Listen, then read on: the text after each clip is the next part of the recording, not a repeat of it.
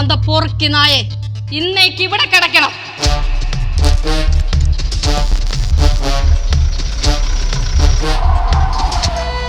പതുക്കെ കുടിക്കും.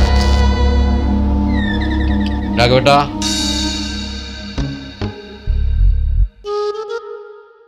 ഹലോ, എന്തൊക്കെയുണ്ട്? എവിടെ, വീട്ടിലാണോ? ഈവൻക്കൊക്കെ പിന്നെ എങ്ങനെ പണിട്ടാനാ?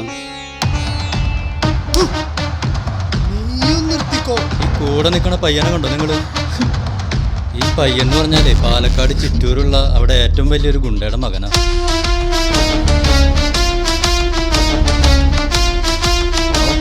പറഞ്ഞതാ.